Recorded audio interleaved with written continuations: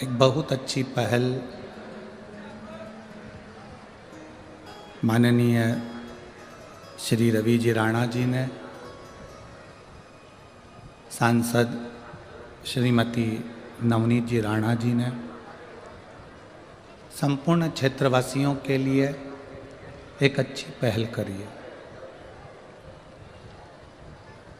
अभी तक जहाँ कहीं भी कथा हुई है, आरती हुई है, आरती में सारे वीआईपी आमंत्रित रहते हैं, पर नवनीत जी राणा जी ने और रवि जी राणा जी ने जो पहल करी है, जिसमें आदिवासी लोगों को, जो किसान परिवार को चलाने की बहुत बल रखता है, जमीन को फाड़कर बीज उत्पन्न कर देता है, पर अपने मन को बलवान नहीं बना पाता और किसी कारणवश अपने प्राणों को त्याग देता है। उनके घर की स्त्रियों को, माताओं को यहाँ तक लेकर आना, उनसे आरती करवाना। एक झाड़ू लगाने वाला स्वीपर हो, गंदगी साफ करने वाला कोई सेवादार हो, उससे आरती करवाना। हॉस्पिटल की नर्सें, सेवादार जो सेवा कर रही हैं, उनसे आरती करवाना। भारत की बॉर्डर पर जो खड़े होकर आर्मी के जवान सेवा में लगे हैं, उनके परिवार से आरती कराना। ये इतनी सारी शिव महापुराण की कथा हमने करी है, पर आपने जो ये कथा में नई पहल दी है, उसके लिए बहुत बहुत साधुवाद, बहुत बहुत धन्यवाद।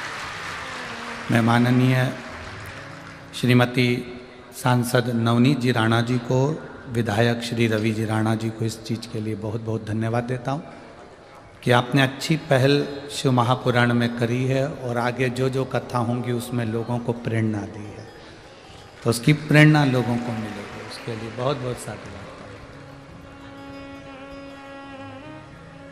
अपने लिए तो दुनिया करती है,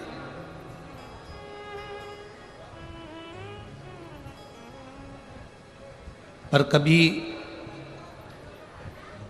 अगर करने का मौका मिल जाए, एक बात हम पहले कथा में कहे हैं कि मरना तो सबको है। ऐसा कौन संसार में जन्मा जो मरेगा नहीं? मरना सबको है, पर अपने धर्म के लिए, सनातन धर्म के लिए, जैसे माननीय सांसद महोदय नवनीत जी राणा जी ने अपने धर्म के लिए, सनातन धर्म के लिए जो लड़ाई करी है, मरना सबको है, पर अपने धर्म के लिए कर कर कुछ जाओगे तो मरने के बाद भी पुजाते जाओगे। ये जिंदगी की एक सार्थकता है। जाना सबको है। ऐसा कौन संसार में जन्मा जिसकी मृत्यु नहीं है? आया है सो जाएगा, राजा रंक फकीर, सब आए सब गए।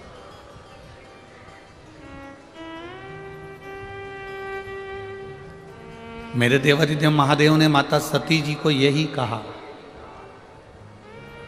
सती को समझाया। जब माता सती ने अपने प्राणों को छोड़ दिया यज्ञ के कुंड के अंदर, यज्ञ की अग्नि के अंदर, शिवजी को थोड़ा सा बुरा लगा।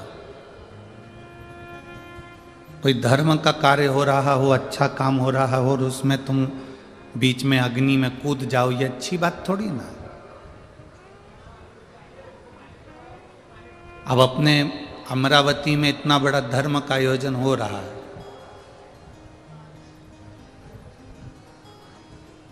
शायद अमरावती के इतिहास का पहला शिव कुंभ है जो अमरावती में लगा है।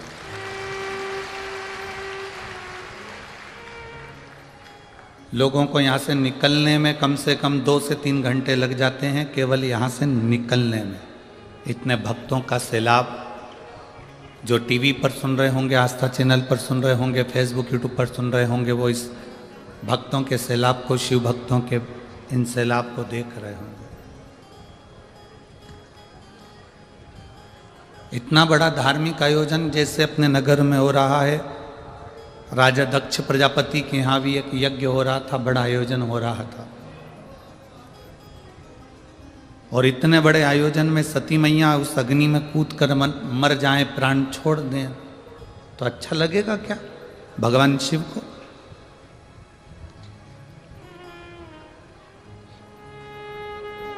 आप अगर धर्म की जय बोलते हो, अधर्म का नाश हो, प्राणियों में सद्भावना हो और विश्व का कल्याण। आप अगर धर्म की जय बोल रहे हो तो इतना अंदाजा आपकी उस बुद्धि में होना चाहिए कि धर्म की जय कब होती है? जब हम धर्म की रक्षा करते हैं, तब धर्म की जय बोलने का हक हमारे अंदर आ सकता है।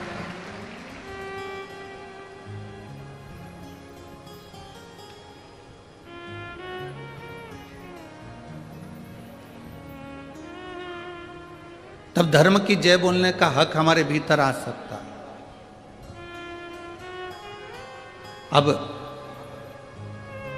इतना बड़ा यज्ञ राजा दक्ष प्रजापति के यहाँ हो रहा है और उस यज्ञ में माता सती अपने प्राणों को त्याग दे तो ये अच्छी बात थोड़ी नहीं।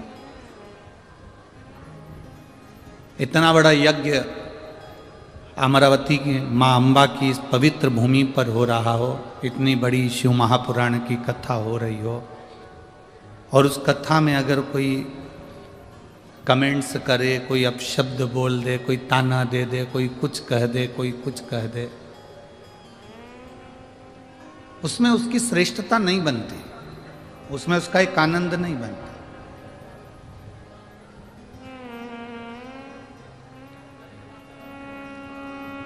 अगर धर्म का कार्य हो रहा है, बन सके उस धर्म के कार्य को आगे बढ़ाने का प्रयास करो। जैसे अभी माननीय विधायक महोदय श्री रवि जी राणा जी कह रहे थे कि कल इस व्यासपीठ ने कहा कि नवयुवक बेटा बेटी अपनी अपनी स्कूटी, मोटरसाइकिल, गाड़ी, टू व्हीलर लेकर जो वृद्ध लोग हैं उनको कथा स्थल तक छोड़ो। और आज वास्तव में हमको भी प्रसन्नता है कि हम आ रहे थे तो बुजुर्ग महिलाओं को और पुरुषों को लोग यहाँ तक छोड़ रहे हैं। हम धन्यवाद देंगे विधायक श्री रवि जी राणा जी को, जिन्होंने कम से कम देखा तो कि ये चीज़ यहाँ चालू हो गई। और हमें विश्वास है ये विदर्भ की भूमि है, ये कोई साधारण सी भूमि नहीं है विदर्भ की। जहाँ राम जी की दादाजी की ससुराल है, जहाँ भगवान कृष्ण की ससुराल है, जहाँ भगवान राम के सूर्यवंश में राजा सगर की ससुराल है, ये विदर्भ की भूमि से ही भगवान कृष्ण अपने लिए कन्या लेकर गए। इस विदर्भ की भूमि से राम जी के दादाजी अपने लिए कन्या लेकर गए। इस विदर्भ की भूमि से सूर्यवंश के राजा सगर अपने लिए कन्या लेकर गए। आखिर इस विदर्भ की भूमि में ऐसा क्या है? क्या दुनिया में और जगह कन्याएं नहीं है? पर विदर्भ के भूमि की जो कन्या है, ये कन्या शिव के प्रति, भक्ति के प्रति और भगवान के प्रति पूर्ण समर्पित होती है, पूर्ण समर्पित। इनके भीतर जो भाव है भगवान के चरणारविंद के प्रति,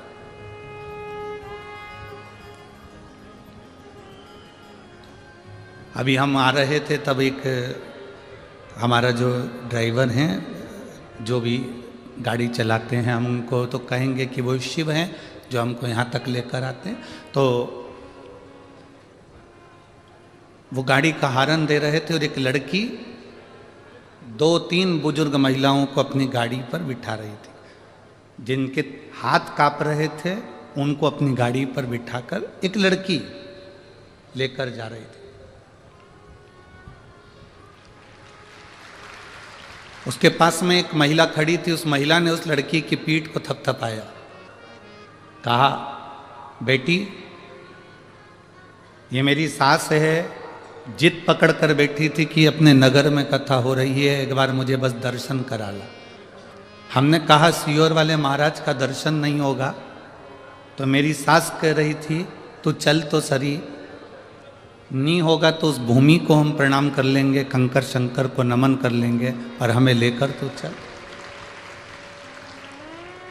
बेटी को धन्यवाद इसलिए दिया क्योंकि हमारा ड्राइवर हारन बजा रहा था और उसने पीछे पलट कर देखा, और बुजुर्ग महिला ने पीछे पलट कर देखा तो बेटी को और थपथपा कर कहा मेरे दोनों काम हो गए, दोनों काम हो गए। अब इतना विश्वास इस विदर्भ की भूमि पर है, लोगों का भाव बड़ा शुद्ध है, बहुत शुद्ध।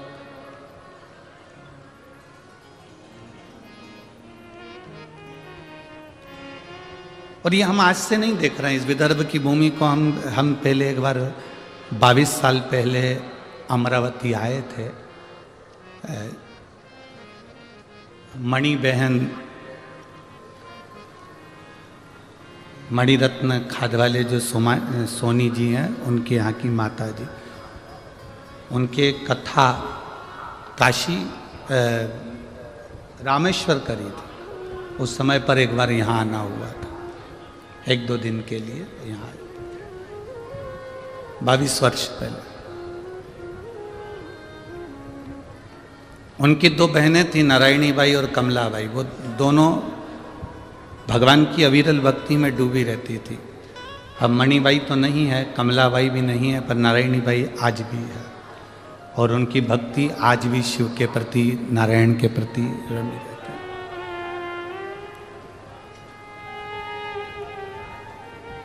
विदर्भ ने क्या दिया?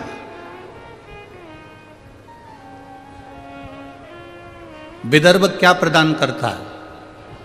तो कहा विदर्भ जो दुनिया में कोई नहीं दे सकता वो विदर्भ देता है, जैसे खुले में हनुमान चालीसा विदर्भ ने दी है। खुले में हनुमान चालीसा करना भी विदर्भ ने दिया। बोलो सही है कि गलत है? ये भी विदर्भ की बेटी ने दिया, ये भी विदर्भ की रोहन ने। एक सुख, एक आनंद, शिव के प्रति जो जागरूकता आपके भीतर है वो रहना चाहिए। सती, तू और कहीं प्राणों को त्याग देती तो मेरे को खुशी होती, पर तू यज्ञ की अग्नि में प्राणों को त्यागी, इसलिए मेरा मन खुश नहीं है। अपने नगर में जब कोई कार्य हो, अपने नगर में कोई धार्मिक आयोजन हो, अपने नगर में जब कोई भगवत भजन का कार्य हो, शिव पुराण, रामायण, गीता, भागवत, अपने नगर में जब कहीं पर भी हो तो बन सके तो थोड़ा उसमें धन से सहयोग नहीं बन सके, तन से भी सहयोग नहीं बन सके तो मन से सहयोग दो। कोई आगे बढ़ रहा है उसको बढ़ाओ, उसको पकड़कर पीछे नहीं करना,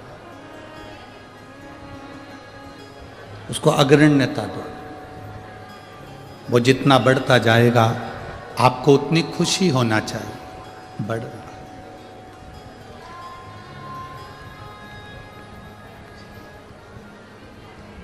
शिव कथा कर रही है, भगवान शंकर का पावन चरित्र कर रहा है। सती ने एक गलती कर दी कि वो धार्मिक आयोजन के उस यज्ञ में अपने प्राणों को त्याग दी, इसलिए शिव जी को क्रोध आ गया।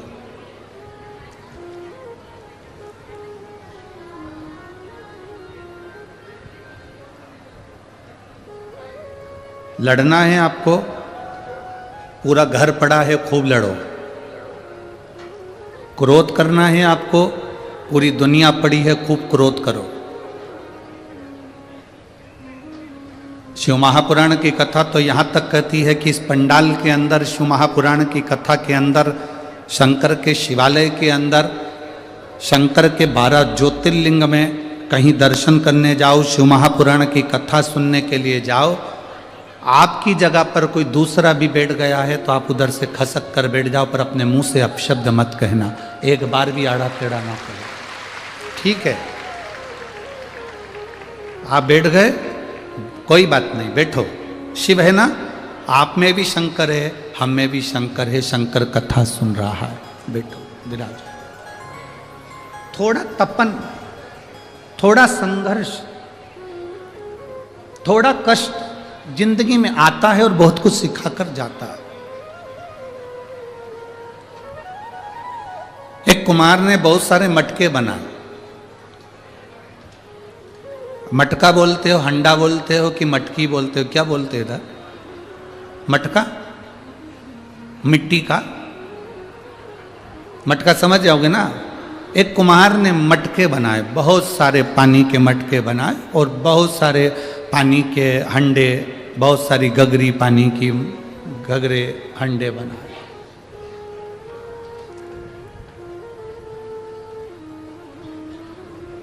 अग्नि में तपाया। जैसे ही अग्नि में तपाने के लिए मटकों को लेकर चला, उसमें से एक मटका छुप गया। क्यों छुपा? क्योंकि अग्नि की तपन उसको तपाएगी तो उसको कष्ट होगा। मुझे इतना कष्ट नहीं सहना,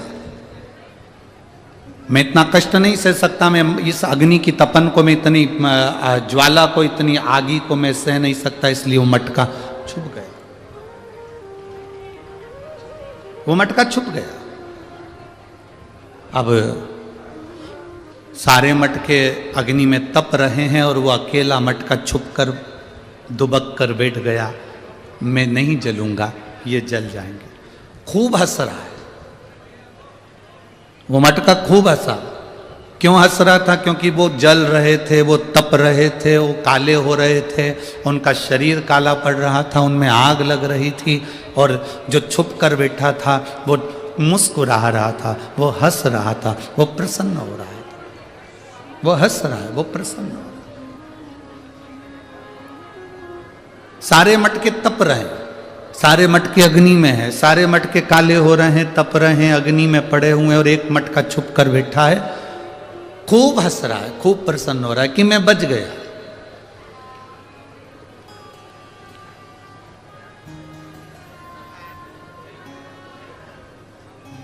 ये मटके की जो कथा है ना, ये आपकी और हमारी भी कथा है। जब अपने स्कूल में दवाई पिलाने वाले आते थे और इंजेक्शन लगाने वाले आते थे तो सबसे पहले अपन ही भग जाते थे। बोलो सही है कि गलत है? अरे जम के तो बोलो, सही है ना। स्कूल में बच्चों को जब दवाई पिलाने आते हैं, इंजेक्शन लगाने आते हैं, और कभी कभी मेडिकल की टीम आती है और सारे स्कूल के गेट बंद कर दिए जाते हैं चारों तरफ से। क्यों स्कूल के गेट इसलिए बंद कर देते हैं? क्योंकि डॉक्टर को देखकर, सिस्टर को देख के सब भाग जाएंगे, इंजेक्शन कोई नहीं लगवाएगा, दवाई कोई नहीं पिएगा। स्कूल के गेट बंद करे बड़े बड़े, सारी क्लासों में सूचना दे दी, आज मेडिकल कैंप लगा है, सबको दवाई लेना है, सबको इंजेक्शन लगवाना है। टिटनेस का इंजेक्शन सबको लगेगा, लाइन लगाओ। सब लाइन लगाते और अपन पीछे से खसक जाते। एक मटका छुप गया और छुपकर वो मटका बैठ गया और हंस रहा है, खूब हंस रहा है, खूब प्रसन्न हुआ। और वो मटका इतना हंसा, इतना प्रसन्न हुआ कि ये सब काले हो गए, ये सब जल गए, सब तप गए और मैं बच गया। समय आया, सारे मटके काले पड़ने के बाद में ठंडे हो गए, आग ठंडी हो गई, अग्नि ठंडी हो गई, और अग्नि जब ठंडी हुई, आग जब ठंडी हुई, अग्नि जब पूरी ठंडी हो गई, आग पूरी जब ठंडी हो गई, 2 घंटे निकले थे और तेज जलवृष्टि हो गई।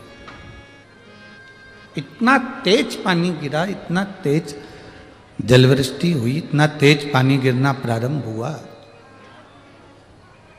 जो छुपकर बैठा था वो पूरा गल के मट्टी में मिल गया, और जो अग्नि में तपे हुए थे वो पानी में भी अलमस्त होकर पड़े हुए। अलमस्त।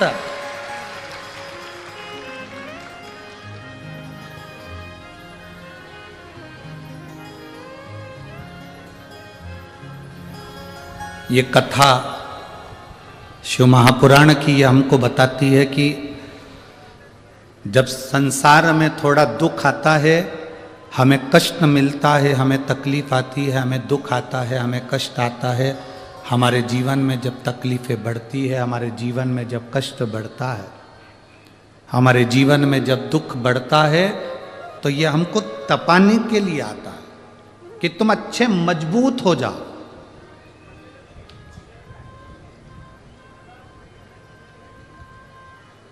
अभी जैसे विधायक जी ने कहा, माननीय श्री रवि जी राणा जी ने, कि किसान को थोड़ी सी फसल नहीं आती या थोड़ा सा अनाज नहीं आता, थोड़ी सी तकलीफ आती है तो वो किसान अपने प्राणों को त्याग देता। क्यों? किस लिए? तप रहे हो, खूब तपो, छुप मत जाना उस मटके के जैसे। मटके के जैसे अगर छुप गए, जम के जलवृष्टि हो गई, जम के पानी आ गया तो गल जाओगे। जो तप गया, दुख आया, तकलीफ आई, कष्ट आया, रोग आया, बीमारी आई, तकलीफें आई, और जिसने उस तपन को झेल लिया, जिसने उस कष्ट को झेल लिया, फिर वो कभी टूट कर जमीन पर नहीं गिरा, वो जमीन की मिट्टी में नहीं मिला, वो मजबूत रहा है और उसमें पानी भी भरा। कोई ने गाली दी ना, आपको मजबूत कर रहा है। कोई ने अपशब्द कहा ना, आपको मजबूत कर रहा है। कोई आड़ा टेढ़ा बोला ना, आपको मजबूत कर रहा है।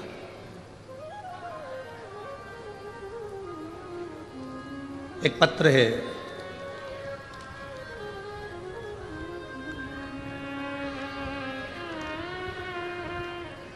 मेरा नाम अनिल जगताप है, मैं अमरावती के बड़नेरा में रहता हूँ।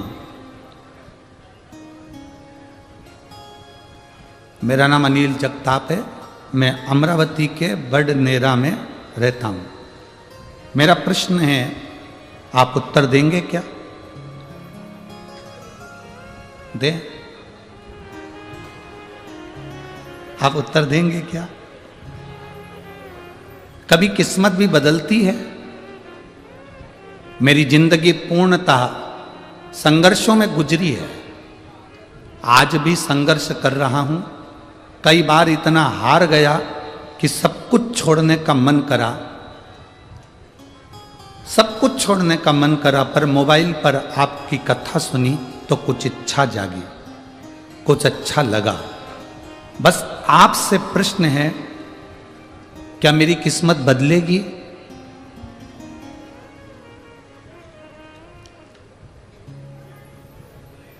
कपड़े बदलते हैं कि नहीं बदलते? अरे जम के बोलते जाओ, बदलते। यहां तक पहुंचे तो गाड़ी बदले कि नहीं बदले? बदली ना। चप्पल टूट गई तो चप्पल बदली कि नहीं बदली? घड़ी का पट्टा टूट गया तो पट्टा बदला कि नहीं बदला? गले का हार टूट गया तो हार बदला कि नहीं बदला? बोलते जाओ जम के, बदला। छत टूट गई, चद्दर बेकार हो गई तो चद्दर बदली कि नहीं बदली? दुकान का फर्श बेकार हो गया तो फर्श बदला कि नहीं बदला? बचपन से लेकर अभी तक की जिंदगी में मैं अनिल जगताप आपसे पूछता हूं कि आपके दोस्त बदले कि नहीं बदले?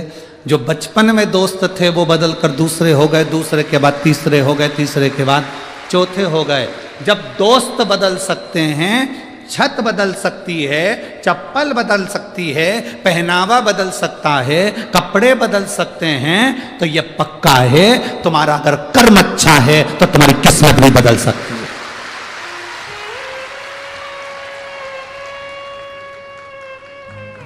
यदि कर्म अच्छा है तो किस्मत क्यों नहीं बदलेगी?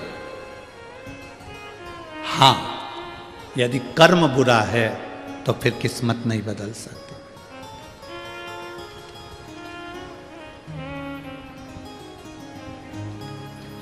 क्या नहीं बदल सकता?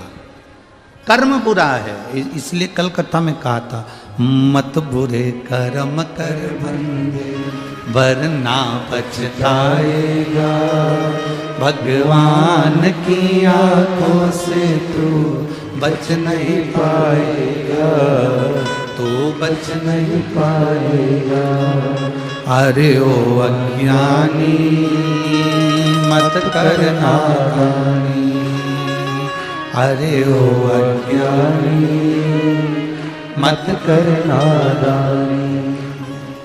तेरे कर्म का फल भी तू ही पाएगा, जैसा किया तूने तेरे आगे आएगा। मत बुरे कर्म कर बंदे, वरना पछताएगा। भगवान की आंखों से तू बच नहीं पाएगा। क्या ये पाएगा? क्या किस्मत बदलती है? क्यों नहीं बदलती? दोस्त बदले, बचपन में दूसरे थे, जवानी में दूसरे आए, बुढ़ापे में दूसरे आए। कपड़ा बदला, परिवार बदला, जिन बच्चों को माँ ने दूध पिलाया वो बच्चे ही बदल गए। तो तू किस्मत बदलने की बात कर रहा है? क्यों नहीं बदले? औलाद बदल जाती है, बोलो बोलो सही है कि गलत है? औलाद बदल जाए तो किस्मत ना बदले।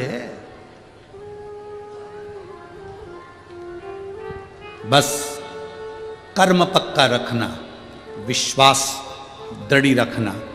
जिसका भरोसा पक्का होता है वो कभी हारता नहीं है। दुनिया का, इस मृत्यु लोक का सबसे अच्छा पौधा कौन सा है? सबसे अच्छा वृक्ष कौन सा है?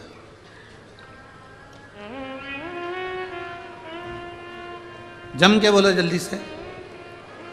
इस मृत्यु लोक का, संसार सागर का सबसे अच्छा पौधा, सबसे अच्छा वृक्ष कौन सा है? बेलपत्र का, पीपल का, आंवले का। इस मृत्यु लोक का सबसे अच्छा पौधा, सबसे अच्छा वृक्ष है विश्वास, जो दिल में होना चाहिए।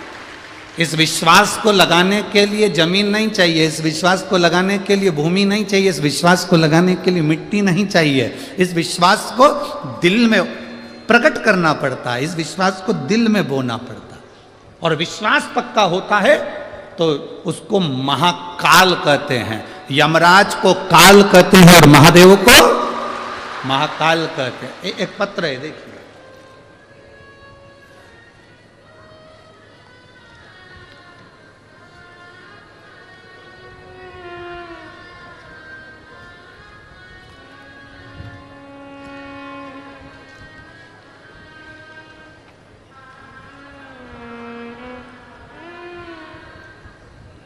सो गयाबाई अर्जुन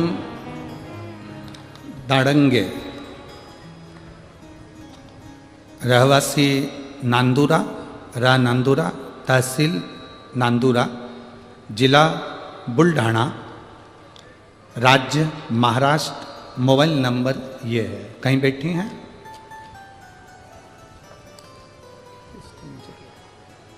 कहीं बैठी हों तो हाथ हिलाएंगे।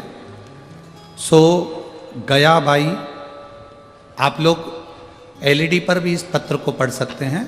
हम जितने पत्र पढ़ते हैं आप लोग टीवी पे पढ़ सकते हैं। सो गयाबाई अर्जुन दाड़ंगे, नांदुरा, तहसील नांदुरा, जिला बुल्ढाना, राज्य महाराष्ट्र। मोबाइल नंबर ये है। कहीं बैठी हो तो हाथ हिला सकती हैं। अगर कहीं बैठी हो तो हाथ हिला सकती हैं। गुरुदेव, क्या वर्णन करूं मैं? मेरा लड़का अमोल उम्र 33 साल, 5 बहनों का एक ही भाई।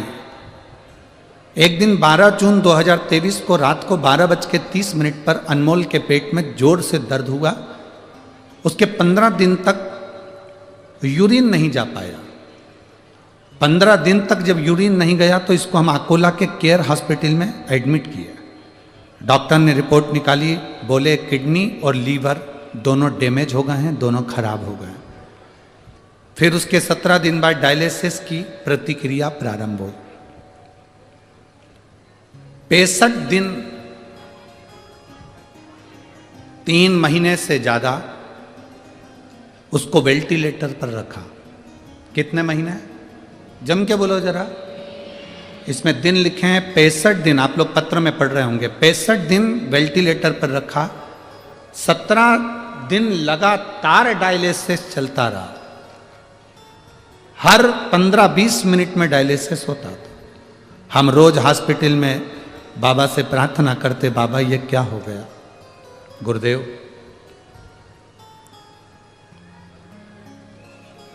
हम बेलपत्री ले जाकर शिवजी की बेटे के सिराने रख देते, पर उसकी हालत में सुधार नहीं आया। तबीयत और सीरियस हो गई। 22 जून को डॉक्टर ने 99% इसको मृत घोषित कर दिया। 22 जून को जब दोपहर में मृत घोषित करा, तब 1 घंटे बाद पूर्ण रूप से इसको मृत घोषित कर दिया। जब मृत घोषित करा, हमने डॉक्टर से निवेदन करा कि 1 दिन और आप प्रयास करो, अगर इसमें सांस आ जाए। मेरा इकलौता लड़का, 5 बहनों का एक भाई है, एक ही इकलौता लड़का है, हमारे वंश में दूसरा कोई लड़का नहीं है। आप प्रयास करो ना डॉक्टर साहब, 1 दिन और हॉस्पिटल में रखो। डॉक्टर ने कहा तुम्हारे कहने से 1 दिन हॉस्पिटल में रख लेते हैं, आप कागज पे लिख दो कि हमने 1 दिन के लिए हॉस्पिटल में रखा, हमारी कोई जवाबदारी नहीं, क्योंकि मर चुका है। हम डॉक्टर से कहकर 1 दिन हमने रखा। रिश्तेदार को हमने तुरंत बेलपत्री के पेड़ के नीचे शिवलिंग का निर्माण करने को बोला। सीहोर का रुद्राक्ष बुलवाया। 1 दिन मांगा था और सीहोर का रुद्राक्ष बुलवाया। उसको पानी के लोटे में हम वहीं से शंकर जी के मंदिर कुबेरेश्वर धाम से गला के लाए, और यहाँ आते से हमने उसको पानी की तैयारी करी। 5 बजे शाम को अंतिम संस्कार की तैयारी होने लगी। दूसरा दिन हो गया था, पत्र पढ़िएगा आप भी। दूसरे दिन रिश्तेदारों ने शाम को 5 बजे अंतिम संस्कार की तैयारी करना प्रारंभ करी। दरवाजे पर बांस बाम्बू आ गए, सफ़ेद कपड़ा आ गया, आरती तैयार हो गई, हॉस्पिटल से लेकर आने की तैयारी हो गई। बहू ने कहा एक बार वो सीहोर वाला महाराज कहता है उसका रुद्राक्ष का पानी आ जान दो, 20 मिनट और रुक जाओ। 20 मिनट वो रुद्राक्ष का जल, बेलपत्र, शिवजी पे चढ़ा हुआ पानी उसके चेहरे पर लगाया, और पत्नी ने अपनी जब जम के अपने पति को पुकारा, बेटे के हाथ पैर हिलना प्रारंभ हुए, शरीर में कंपन हुआ, और फिर वापस जांच प्रारंभ हुई, और बाबा की कृपा से 1 घंटे के अंदर वेंटिलेटर से उतर गया, उसका शरीर काम करने लगा, और उसकी लीवर और किडनी भी ठीक हो गई।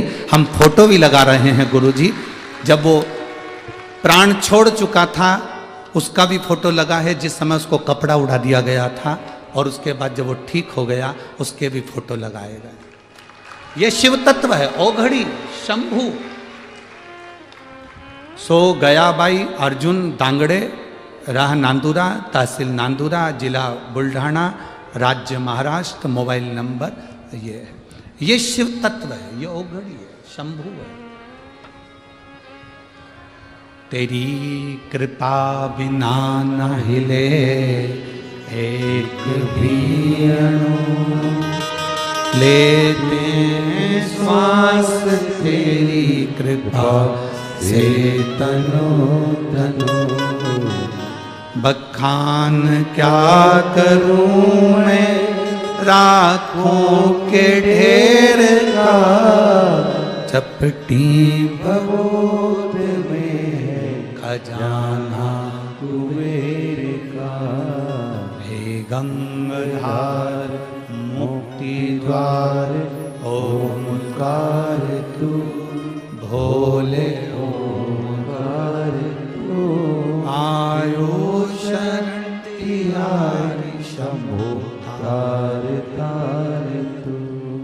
हमने कल भी कहा था, सीहोर का रुद्राक्ष ना तो बेचा जाता है ना कहीं भेजा जाता है।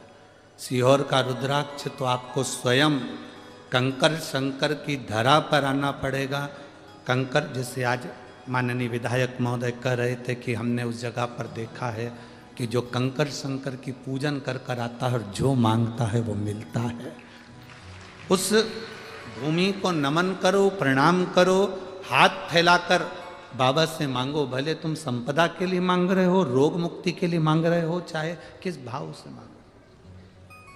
हम जानते हैं अभी कुबेरेश्वर धाम पर व्यवस्थाएं नहीं है, आप लोगों के हिसाब से वीआईपी कमरे नहीं है, रूम नहीं है, टीन शेड लगा है, हॉल बना है, जहाँ मर्जी पड़े सो जाओ, विश्राम करो, गादी तकिया लो, सब निःशुल्क में प्राप्त करके सो, वापिस जमा करो, भोजन प्रसाद में खिचड़ी महाप्रसाद का आनंद पाओ, रात्रि है पूरी सब्जी जो भी बन जाए आराम से पाओ, भगवान का भजन करो निःशुल्क। कोई रुद्राक्ष सीहोर कुबेरेश्वर धाम का कोई नहीं दे सकता। लोग कहते हैं हमारे यहाँ तो कुबेरेश्वर धाम का रुद्राक्ष लो, 100 रुपये दो, ये लो, 500 रुपये दो, ये लो, हम भेज देंगे सीहोर से बाहर। ना ना, हमारी समिति के द्वारा अलाउ नहीं है, क्योंकि मेरे बाबा ने जब हमको रुद्राक्ष अपने नेत्र के अश्रु से फ्री दिया है तो हम बेचने वाले होते कौन है, वो उसने दिया है उसको। आप दिल रखो, विश्वास। दुनिया का वो कौन सा पौधा है, दुनिया का वो कौन सा वृक्ष है जो सबसे सुंदर है, वो विश्वास है। आपका विश्वास जितना दृढ़ होता है, मेरा भोलेनाथ आपके सामने खड़ा मिलता है, आपकी दुख की घड़ी में आपके सामने। क्या किस्मत बदलती है? क्यों नहीं बदलती? जब सफेद कपड़ा उड़ा दिया जाए, सफेद कपड़ा जब उड़ा दिया जाए और पूर्ण तरह से व्यक्ति चला ही गया हो और उसके बाद भी शाम को 5 बजे अंतिम संस्कार हो रहा हो और पूरे मैसेज डल गए हों, लोग आ गए हों, और उसके बाद भी अगर वो प्राण दे सकता है तो काल पर भी भारी महाकाल होता है। काल पर भी भारी महाकाल होता है।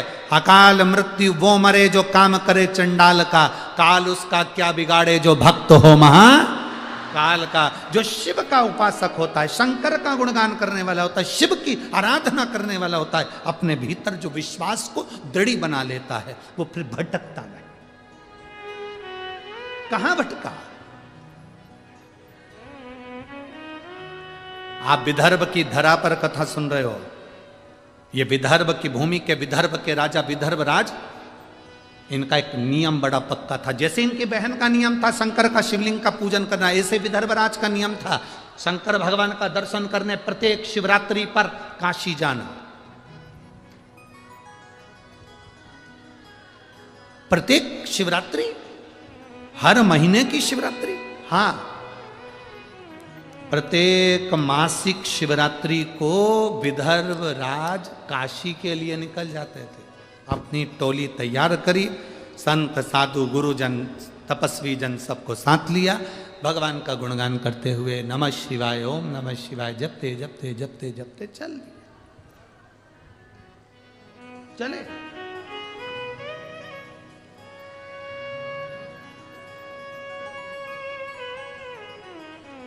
अब विदर्भ राज जब काशी के लिए चले और चलते चलते विदर्भ राज का पड़ाव बीच मार्ग में रुका।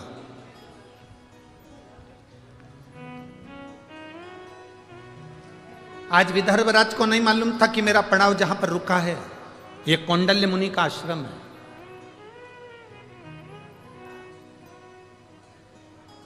ये विदर्भ राज को नहीं मालूम है कि आज मेरा पड़ाव जहाँ पर रुका है ये कौंडल्य मुनि का आश्रम है। कभी कभी तुम अगर अमरावती से बैतूल जा रहे हो, अमरावती से मंगरूल पीर जा रहे हो, अमरावती से वाशिम जा रहे हो, कभी तुम जाते जाते कहीं रुक गए होगे, तुमने एक होटल देखी होगी और तुमने उस होटल पर भोजन करा होगा तो मालूम पड़ा कि यहाँ पर सब 500 रुपये का बहुत जोरदार भोजन मिलता है।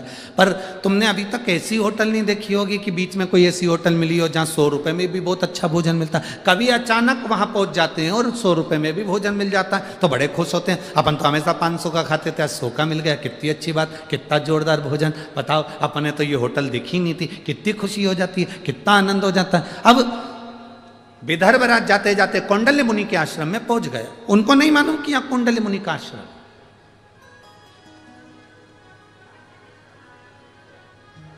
उनके स्मरण में है ही नहीं। शिव महापुराण का पार्वती खंड कहता है, चलते चलते गाड़ी में बैठे बैठे, आपके साथ भी हुआ होगा और हमारे साथ भी हुआ है। गाड़ी में चलते चलते, बैठे बैठे, बस में चलते चलते, अचानक तुम कुछ काम कर रही थी, बस में बैठी हुई थी, कुछ अपना झोला निकाल रही थी, बाहर हाथ खिड़की पे रख के ताक रही थी। इतनी देर में किसी पेड़ के नीचे कोई शिवलिंग रखा हुआ दिख गया या कोई मंदिर तुम्हें नजर आ गया और तुमने उसको ध्यान लगाकर देखा, शिवलिंग को ध्यान लगाकर देखा, स्मरण में आया।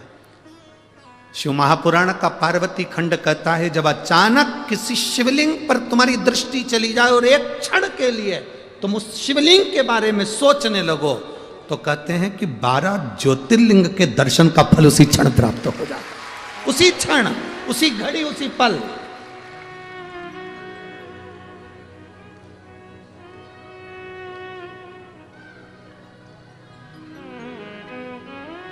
शिव का दर्शन, शिव महापुराण की कथा, शंकर भगवान का भक्त का दर्शन, शिवालय का दर्शन, ये शंकर की अनुमति बिना नहीं हो सकता। जन्म, मरण और परण, समझते हो ना 3 चीज। जन्म मतलब डॉक्टर ने कह दिया 14 तारीख को बहू की डिलीवरी होगी, मालूम पड़े 15 दिन और निकल गए या फिर 8 दिन पहले ही हो गई, क्योंकि उसने जन्म देने वाला वो है। मरण, डॉक्टर ने कह दिया इसकी अंतिम सांसें चल रही है, इसको घर ले जाओ, मालूम पड़े 2, 4, 6 महीने तो ये निकाल दिए। आप में से कई बुजुर्ग माताएं बैठी है जो 2, 4 बार तो इनकी बहुओं ने नीचे गोबर लीप के सुला दिया, फिर भी नहीं निपटी, फिर भी वैसी की वैसी है।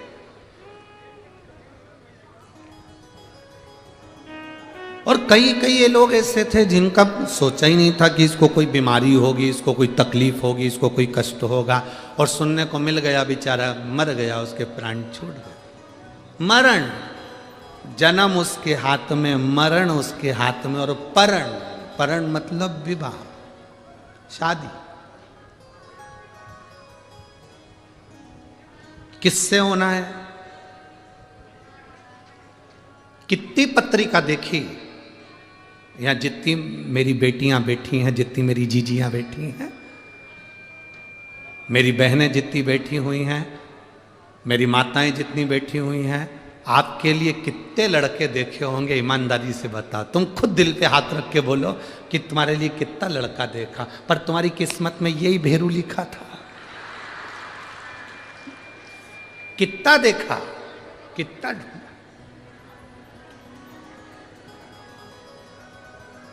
बोलो री जी हो, उधर वाली सही है कि गलत है? सही है ना? कितने ढूंढे, किसी से पत्रिका नहीं मिली, किसी से नाम नहीं मिला, किसी का संबंध पसंद नहीं आया, किसी की नाक टेढ़ी थी, किसी की आंख बेंगी थी, कोई अटका था, नाम पूछो तो अटक जाता था, पूछा नाम क्या तो के फूल चंद, 2 घंटे में फू निकला, आधे घंटे में चंद निकला।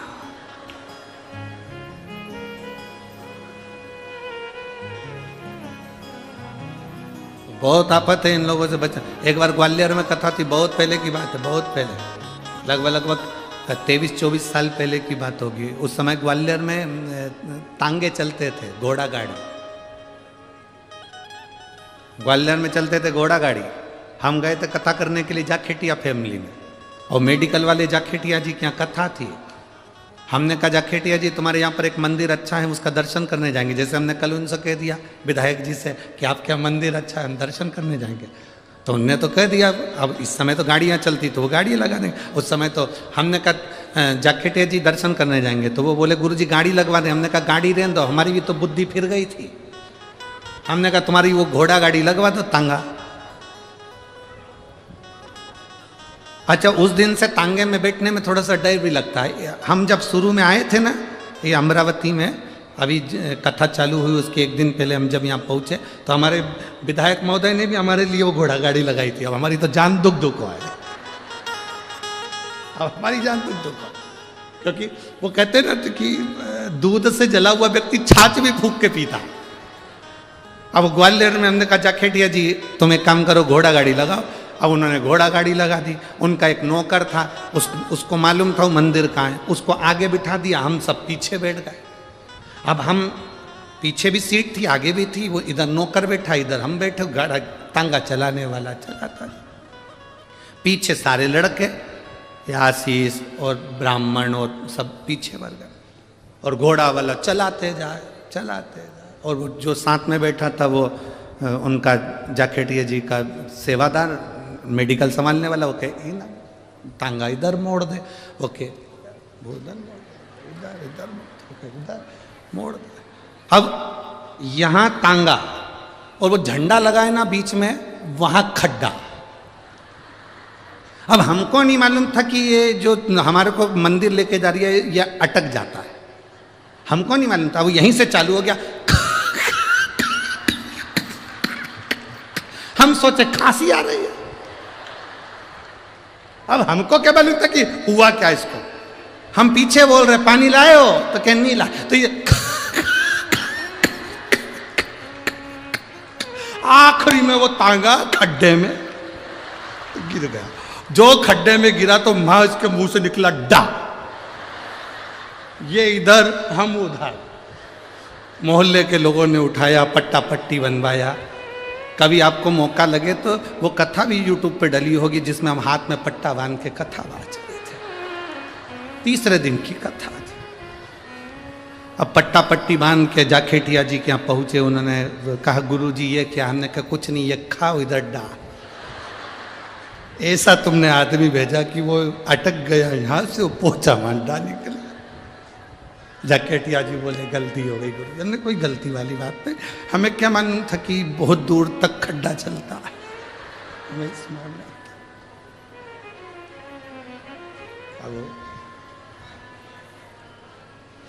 अभी हमारे विधायक जी ने हमको वो घोड़ा गाड़ी पे बिठाया। हमने सबसे पहले जोशी जी से पूछा, बलगांव वाले से, आगे जो गाड़ी चला रहा है उसका पूरा नाम पूछ के आओ।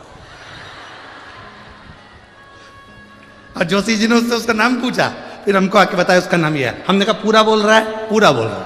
हमने चला, अब बढ़ा उसको। अरे भाई शिव शिव है। जब चलती हुई गाड़ी में कहीं शिवालय का दर्शन हो जाए तो समझना कि तुम्हारी किस्मत बड़ी प्रबल है, आज तुम्हें बाबा भोलेनाथ का दर्शन हो गया। जिंदगी में एक गलती कभी मत करो। जो शंकर को मानने वाले हैं, शिव महापुराण की कथा सुनने वाले हैं, शंकर के मंदिर में एक लोटा जल चढ़ाने वाले हैं, वो जिंदगी में एक गलती कभी मत करना। अपने 33 कोटि देवताओं को प्रणाम करो, नमन करो, पर जिंदगी में किसी दूसरे की धर्म की कोई स्थान हो, मां अपना माथा कभी मत झुकाओ। अपना सिर को सिर बना कर रखो, नरियल मत बनाओ कि हर कहीं फोड़ दिया।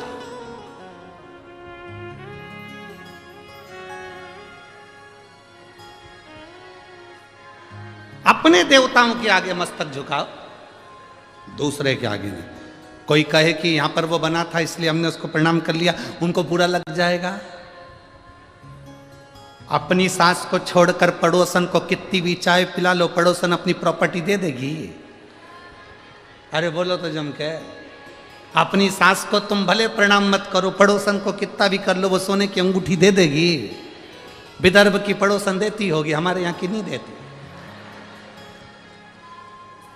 हमारे सियोर की तो कभी नहीं देंगे, भूतों में भविष्य है। तुम्हारे यहाँ की पड़ोसन अपनी प्रॉपर्टी दे सकती होगी, तुम प्रणाम करोगे, चाय पिलाओगे, काकी जी आओ साहब, काकी जी आओ साहब, काका जी आओ साहब, इनको पिलाओ उनको पिलाओ, वो अपनी प्रॉपर्टी दे सकते हो, हमारे यहाँ नहीं देते। घर की सास को तुम प्रणाम करो मत करो तो भी सास अपनी प्रॉपर्टी अपनी बहू को देती है। इसलिए निवेदन है, किसी दूसरे धर्म को तुम कितना भी नमन कर लो वो तुम्हें कुछ नहीं दे सकते, देगा तो हमारा सनातन धर्म ही देगा। सनातन धर्म के सिवा कोई नहीं दे सकता, जो देगा वो सनातन धर्म देगा। क्यों झुके हम किसी के आगे? जरा सा कपड़ा डला हुआ देखा,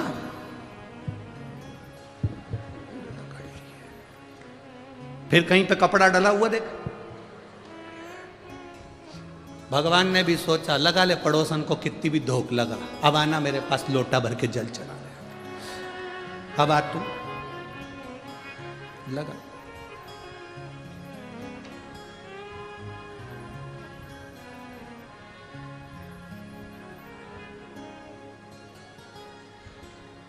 अरे चंदन है इस देश की माटी, तपोभूमि हर ग्राम है, हर बाला देवी की प्रतिमा, बच्चा बच्चा राम है। जिसके सैनिक समर भूमि पर गाया करते गीता है, उसी माटी के हल्के नीचे खेली करती सीता है।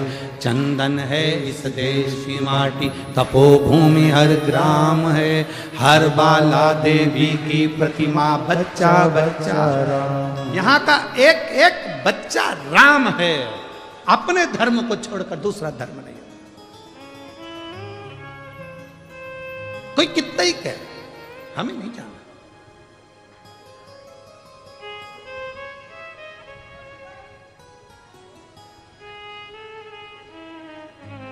पति कितने होते हैं?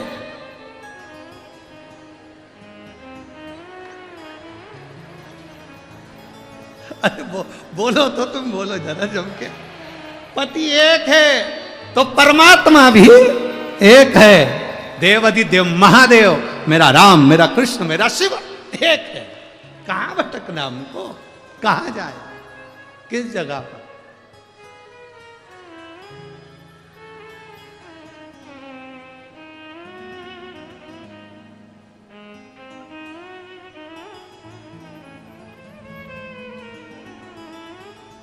शिव कथा कह रही है। विदर्भराज कौंडल्य मुनि के आश्रम में बिना अनायास, बिना सोचे पहली बार पड़ाव रुका और वहीं पर पहुंच गए। वहीं पर सीधे कौंडल्य मुनि के आश्रम में एकदम ध्यान चले जाए शिव जी पे, समझ लो किस्मत संवर गई।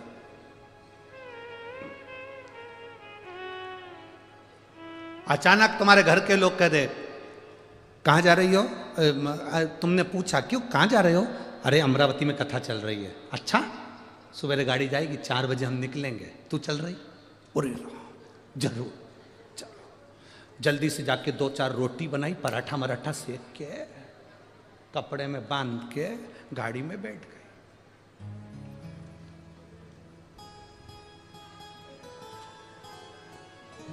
आते आते 4 में से 2 निपटा गए। आगे वाली पूछ रही थी, क्या हो गया?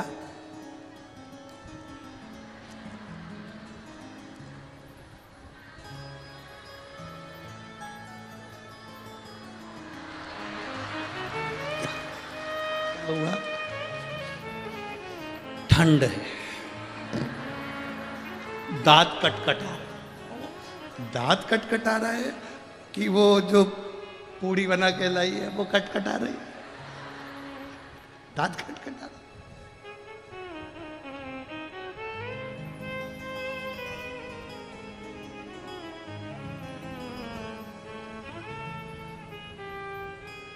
अब मन करा पहुंच गई, क्योंकि दिल में वो शिव था। विदर्भराज के दिल में विश्वनाथ बसे हुए थे। विश्वनाथ जाते जाते बीच में कौंडल्य मुनि के आश्रम में रुक गए। कौंडल्य मुनि के आश्रम में रुके। आज तक नहीं गए थे, पहली बार आज तक नहीं गए। और कौंडल्य मुनि के आश्रम में जैसे ही प्रणाम करा, कौंडल्य मुनि तो तप साधना में लीन थे, नेत्र बंद थे। विदर्भराज ने देखा कि पहली बार इस आश्रम में आया हूं, बड़ा सुंदर है। बैठ गए, पूछा मुनि जी आश्रम में नेत्र कब खोलेंगे, इनका दर्शन कब होगा? कहा पता नहीं कब नेत्र खोलें। राजा कौंडल्य मुनि के आश्रम में राजा विदर्भराज ने सोच लिया अब जब तक मुनि नेत्र खोलकर मुझे दर्शन नहीं देते तब तक मैं जाऊंगा भी, तब तक नहीं जाऊंगा। संकल्प जब हमारा पक्का होता है तो परमात्मा उसको पूर्ण करता है। एक पत्र है, देखिए।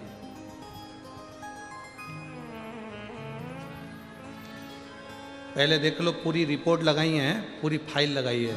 आप लोग टीवी के माध्यम से एक्सरे भी लगाया गया है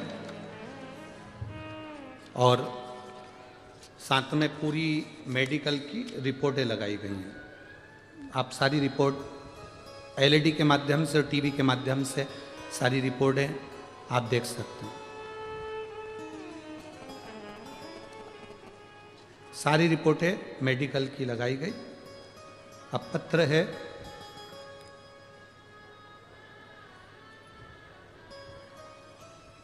मैं पुसद शहर महाराष्ट्र से हूं, मेरा नाम सूरज नेवल, मेरा मोबाइल नंबर ये है। कहीं बैठे हैं? कहीं बैठे हो तो हाथ हिला सकते हैं। मेरा नाम सूरज नेवल है, मैं पुसद शहर महाराष्ट्र से हूं, मेरा मोबाइल नंबर ये है। कहीं बैठे हो तो हाथ हिला सकते हैं। अच्छा इधर है क्या? हाँ हाथ हिलाओ एक बार। ठीक है, दिख गए। बच्चे को लाए हो के साथ में? लिया उसको ऊपर, लिया। मैं पुसद शहर महाराष्ट्र से हूं, मेरा नाम सूरज नेवल है, मेरा मोबाइल नंबर यह है। स्वामी जी, पशुपति व्रत की महिमा का मैं क्या वर्णन करूं। मेरी बीवी को 7वां महीना चल रहा था, डॉक्टर पर सोनोग्राफी कराई। सोनोग्राफी की रिपोर्ट में आया, डॉक्टर ने बताया कि बच्ची की एक किडनी नहीं है और रीढ़ की हड्डी टेढ़ी है।